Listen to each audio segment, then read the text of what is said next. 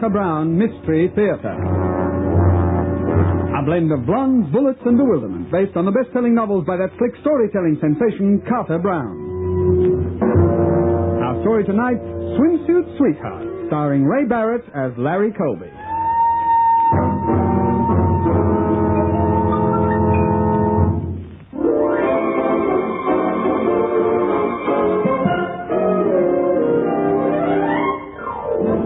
There are two good reasons why I put up with working for the Dean Detective Agency.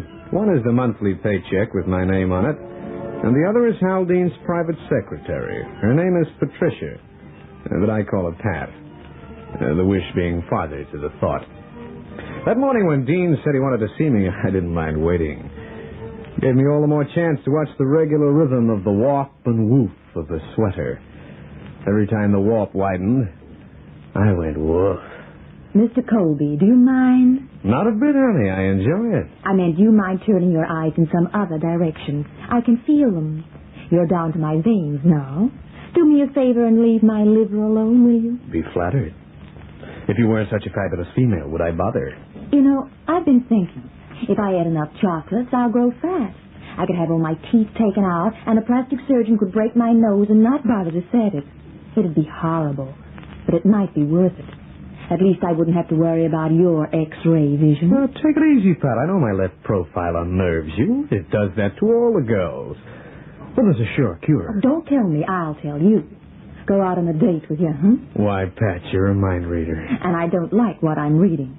Mr. Colby, the answer in 2 capital letters is no. You know, you shouldn't be caged in an office like this. You belong in a penthouse with mink carpet on the floor and diamond-studded paper on the wall. Why, Larry, you've learned a new line. What's the matter? Competition getting tough? For Larry Colby? The line forms to the right, honey. If you hurry, you can get the 249th place. Pardon me running. In the other direction. Now, come right out and admit it. Be honest with yourself. Confess that my profile drives you crazy. Crazy is right. You doing anything tonight? Yes. I'm putting some new diamonds in the wallpaper. Half a dozen fell out last night, and they got so dirty. I have to throw them away. They got dirty? On the main carpet? They fell into a cut glass bowl of emeralds and bruised themselves. Excuse me, won't you, but that's the boss. Yes, Mr. Dean? Is that Colby character out there? He is, and I wish he weren't. Then send him into me. With pleasure, Mr. Dean. I don't think he'll make any passes at you. You're not his type. The door is right beside you, Mr. Colby. Don't cry, baby. I'll be back. Hi, Hal. I'm not. It's too early in the morning. Colby, you're not on a case right now. That's right. Well, you're going to be. I've got a new client, the Mermaid Swimsuit Corporation. Heard of them? Can't say I have. Well, they're a pretty big business. You may not realize it, Colby, but 50% of the girls on beaches from Florida to Long Island will be wearing mermaid swimsuits this summer. You mean the other 50% won't be wearing? Never mind the other 50%. It's the mermaid swimsuits I'm interested in. Personally, I'm more interested in what's inside the swimsuits. You must be getting old, Bob. I'm 44, and you must be every day a 35. 32. Well, a young 32 at that. Just listen to me, will you? They're holding a contest to select Miss Mermaid. Bully for them. The finals are going to be judged down in Florida in Cypress Gardens, starting early next week. They want a representative from this agency to be on the panel of judges. Boss, you mean that you're going to send me to Florida to study young women in mermaid swimsuits and I'll be getting paid for it? I mean exactly that. There are fairies at the bottom of my garden.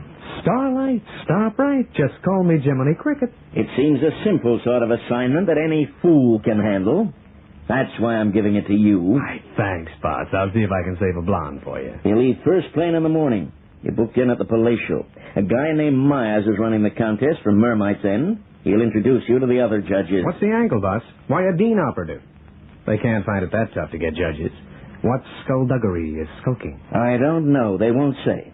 They just want a private investigator as one of the judges, and he must not reveal his true identity. There has to be a snag in this swimsuit setup.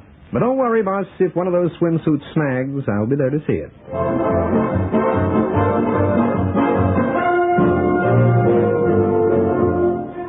I went home and packed. Being my last night in New York, for a week at least, I said my farewells. Cocktails with Carol, dinner with Diane, supper with Sylvia, breakfast with Bettina, and Kathy kissed me goodbye at the airport. I slept all the way down on the plane in spite of the red-headed hostess, who would insist on fastening my safety belt personally. Cypress Gardens was sensational, and so was the queue of cuties waiting to be judged. I had been introduced to my fellow judges, Elaine Curzon, who edited Exquisite, the fashion magazine. She was a brunette with dark eyes as soft as a glacier, and they looked at me as if she just rolled over an old stone, and there I was. The third judge was Claude Duval, the famous fashion photographer. He looked at me as if I was a mongrel who'd somehow found his way into the middle of the pedigree class. You understand the procedure, Mr. Colby. The girls parade past us, each wearing a number on her swimsuit. You make your own notes, and we compare them at the end to decide on the elimination.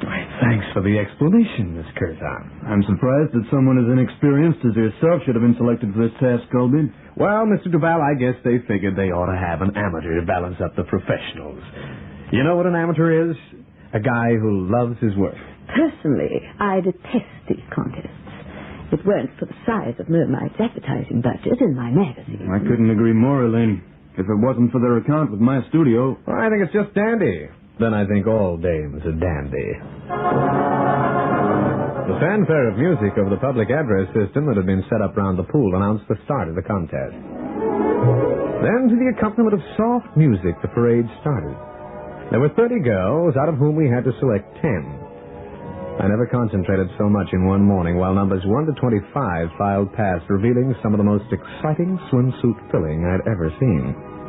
Then I realized I was just sitting numbly while opportunity was knocking itself out of my door. And I decided 26 was my lucky number. 26 was a honey blonde who was wearing a bikini that had somehow shrunk. But fortunately, the 26 hadn't shrunk with it. Say, hold it, honey, before you go.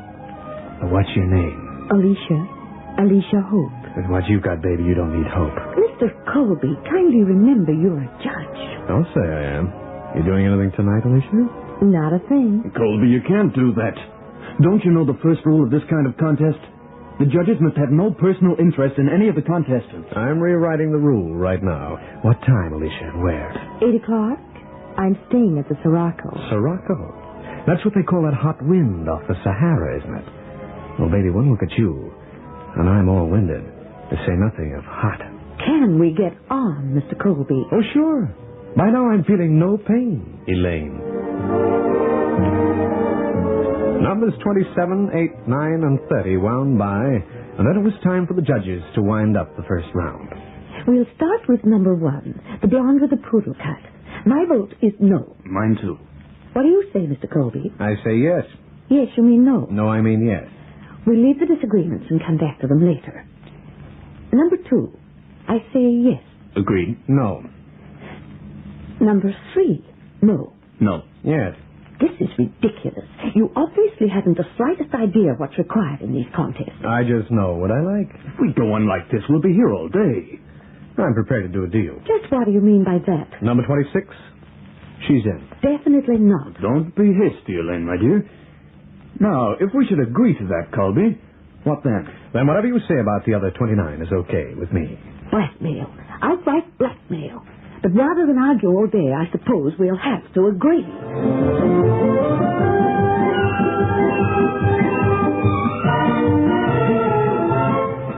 It was 5:30 by the time I got back to my hotel. Just enough time to shower, change, and eat before my date with Alicia Hope.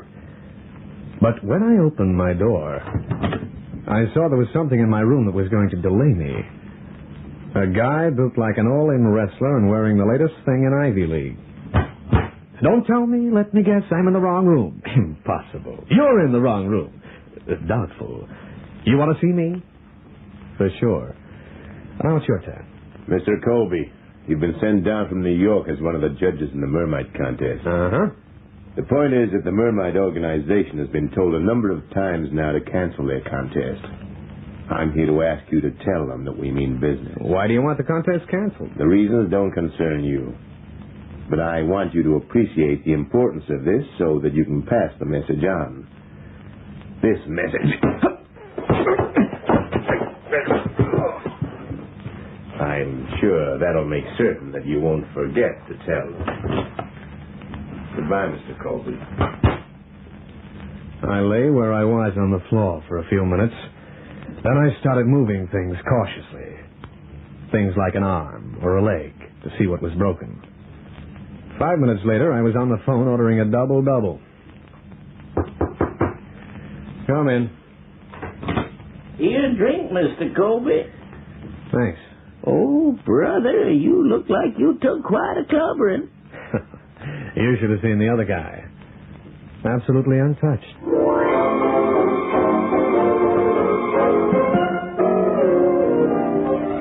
It was 8 o'clock when my bruised bones, covered by a tuxedo, came to a stop outside Alicia Hope's room at the Sirocco. Then I saw the door was already open. An obvious invitation. I accepted. Thoughtful of you to have the door open, Alicia. Alicia? It's me, Perfect Profile Colby. Alicia? Baby, that's no way to wear a mermaid swimsuit twisted around your neck. How can you breathe? Oh, I get it. You can't. In case you don't know it, Alicia, you're dead.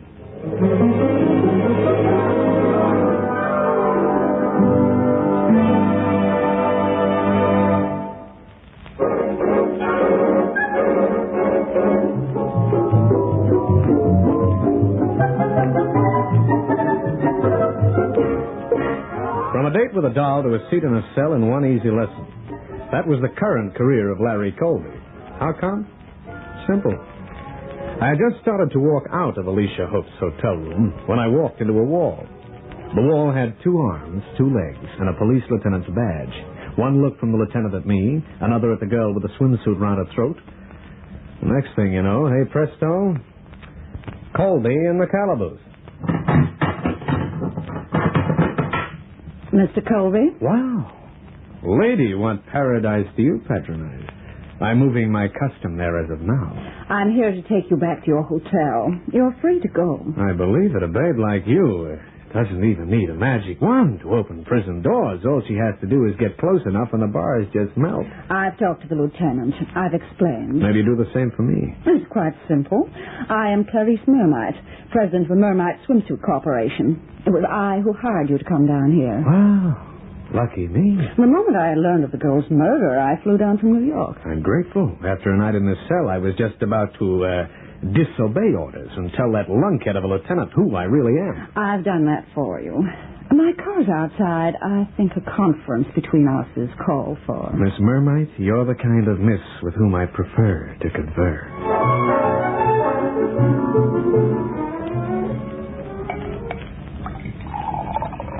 Drink this, Mr. Colby. It'll cheer you up. Thanks.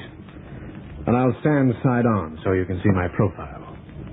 That should cheer you up. You're quite a handsome man, and you know it. How can I help it? My mirror tells me so every morning.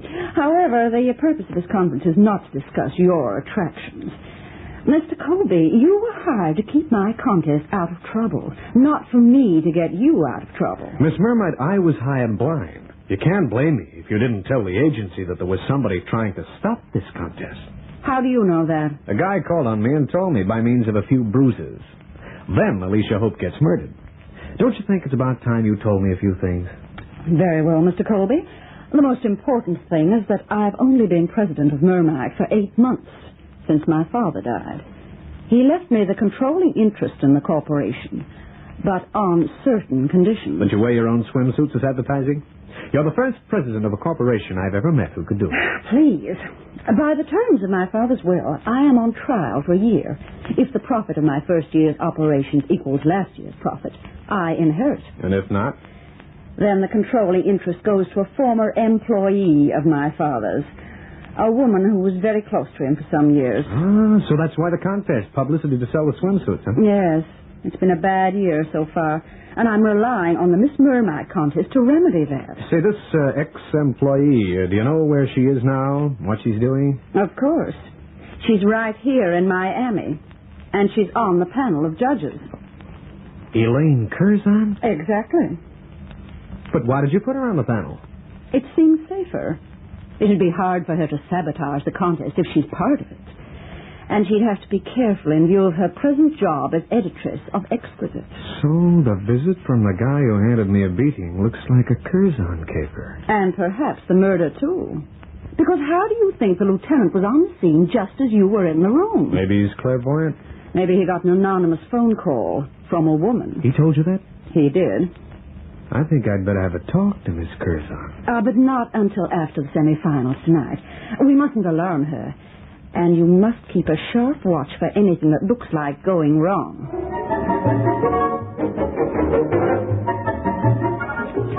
But the only thing that went wrong with the semifinals was that we had to eliminate 6 out of the 10 contestants. If I'd had my way, I'd have hung the first prize ribbon around each of the 10 sets of vital statistics. After all the speeches were over, I got close to Elaine Curzon. What do you want, Mr. Colby? Well, it's this way, Elaine. I thought I'd give you a break. After looking at all those girls, I figured you might get a kick out of a good-looking guy like me. A kick seemed a wonderful idea. But I'm afraid your hide's so thick I might sprain an ankle. You're not going to tell me my profile doesn't do things to you. It does, Mr. Colby. It fills me with an urgent desire to tap it with a 10-pound hammer. Well, don't be discouraged just because your strong-arm boy didn't incapacitate me.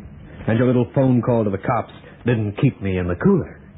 What are you talking about? What are you going to do with all that mermaid stock when you get it? Sell it or run the business yourself? How did you find out about that? A little bird told me. You mean a little termite named Mermite? I should explain, Elaine. I'm employed by the Dean Detective Agency of New York. Well, that accounts for how little you know about beauty contests. I know someone's anxious to cancel this contest, someone with a motive. And you've got the biggest, most beautiful motive I've ever seen. I suggest you look me in the face when you say that. And I also suggest you brush up on your detecting. I hardly need to take any drastic steps to collect the control of the corporation.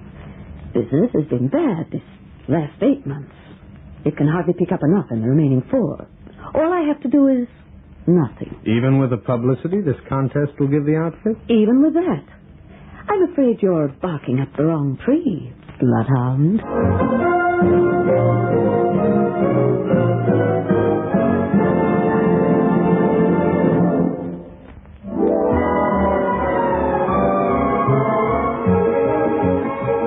The next morning, I put in a long-distance phone call to New York in the office of the Dean Detective Agency. 20 minutes later, I was talking to my boss, who didn't sound pleased to hear from me. Colby, what do you want? Help! I read about the dame getting murdered. What's the pitch, Larry? I don't know. That's why I'm calling you. Well, do you realize how much it costs to call from New York to Florida this time of day? Sure, so don't waste it. Boss, I need information. What about? The fashion magazine called Exquisite. I want to know the names of the principal stockholders and how much stock they hold. Also, if there's been any change in the management the last 18 months. And I've got to know this before tonight. The finals of the contest are tonight. Okay, stay around your hotel. I'll call you back. Fine. So long, Hal. Come in. Mr. Colby, I've been looking for you. Oh, Mr. Myers, come on in. Have a drink. At 10 in the morning? At 2 minutes past 10 in the morning. No, thank you. I just come to tell you about the arrangements for the finals tonight. Oh, sure. It's going to be a wonderful night, Mr. Colby. We'll floodlight the pool at Cypress Gardens, and Miss Mermaid has had a wonderful idea. Oh. When the parade starts, there will only be a single spotlight on the girl who is moving round the pool. Everything else will be in darkness. Sounds good. Oh, Miss Mermaid has done a wonderful job organizing. She's handled nothing else for the last 10 days or so. Only a week ago, she told me she didn't care how much it cost to stage the finals, but it had to be done right. I'll bet that long-distance conversation must have been expensive. Long distance? Why, no, Mr. Colby. Miss Mermaid was here when she told me that. I was under the impression she was in New York a week ago. An understandable mistake. Miss Mermaid came down here incognito, rented a small villa so she could devote her whole time to the contest. Really? And how horrible that this murder should happen after so much preparation. The police are even going to be present at the finals tonight. Speaking of the murder, the dead girl, Alicia Hope, she was from New York. A model, so the police told me. You never knew her before the contest, by any chance? Strange you should say that, Mr. Colby. I only thought of it this morning. I was going to tell the lieutenant tonight. Tell him what? It must have been 3 or 4 months ago. She came into the corporation's office in New York to pick up some new swimsuit she was going to model for a magazine. The magazine's name? You remember that? Oh, yes. It was Miss Curzon's magazine, Exquisite. Miss Curzon was with her. Well, thank you, Mr. Myers. That's very interesting. Just do me one favor. Don't tell that to the police till the finals are all over, huh? I wasn't going to, Mr. Colby. Nothing must spoil the finals.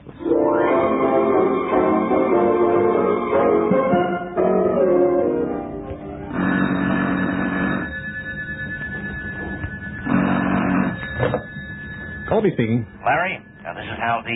Boss, I've been sitting here chewing my fingernails. The contest gets going in half an hour. You got the stuff I wanted? Yeah, and listen hard because these calls cost a fortune. There was a major change in the ownership of Exquisite 6 months ago. The magazine was bought out by a private company. 3 major stockholders. Names Charles Blair, Claude Duval, and Elaine Curzon. The story is that Curzon dame didn't put up any money, but cut 25% of the stock just the same. Did she really? Well. Will that mean something to you? It's just starting to. Bye, boss. I hung up with my thoughts going a million a minute. I was so preoccupied that I even walked out of my hotel room without giving my usual glance at the mirror to check whether my profile was still perfect. I walked down the stairs to the next floor and knocked at a certain door.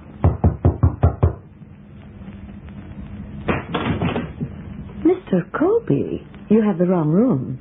I'm not one of the contestants. This is the right room, Elaine. We've got to have a talk. You're not welcome here, Mr. Colby. You might change your mind after you've heard what I've got to say. I think that's extremely unlikely. Just tell me one thing first. How much nerve have you got, Elaine? Not nearly as much as you have, Mr. Colby. However much you've got, you're going to need it all. That's if I can persuade you to do what I want.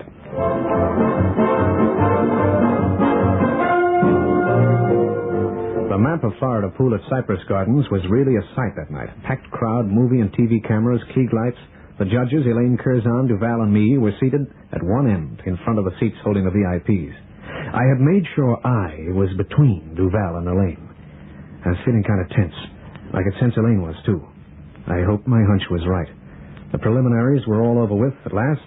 And after the fanfare came the announcement of the 4 finalists over the PA. Then the soft music started. And all the lights went out except the single spot on the first of the 4 girls as she walked slowly round the rim of the pool. But for once I wasn't watching. I had my eyes glued to the darkness beside me. Suddenly a shadow swooped down, and my hand dived out to grab another hand.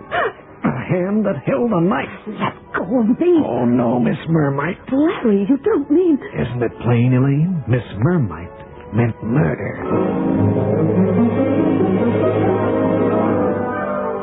I got Clarice Mermite over to the police without disturbing the proceedings too much. I had to twist her arm to do it, right behind her back. I told the police lieutenant the story. That took up so much time that I couldn't make it for the final judging. But I figured Duval and Elaine could take care of it. Later that evening, I had to repeat the story for Elaine. I've been thinking about it all the time, Larry. You were great, Elaine. It takes plenty of nerve to sit still, knowing there's going to be an attempt on your life with a knife. I thought you were crazy when you told me what you thought was going to happen. I don't blame you, but you see, she was smart. The best way of making sure she'd kept the controlling interest in Mermite was not to make a higher profit than last year. It was just to kill you. That was why she planned the single spotlight business. When I found out Alicia was one of your models for Exquisite, I knew you couldn't have killed her because you'd planted her in the contest. Yes. If she'd won, I was hoping to make capital out of it. The trouble was that your partner in the magazine, Duval, got worried.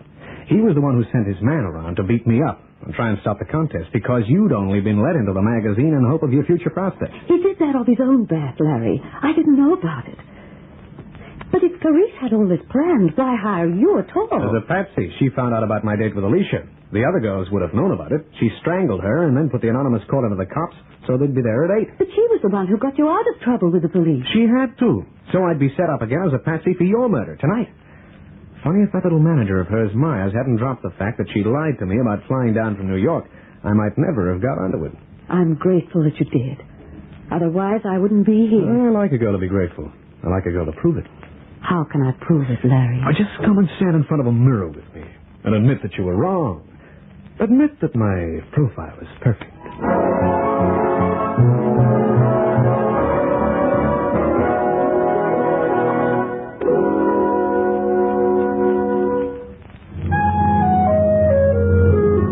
Carter Brown Mystery Theatre, based on the best-selling novels by Carter Brown, is written and directed by Maurice Travers for Grace Gibson Radio Productions.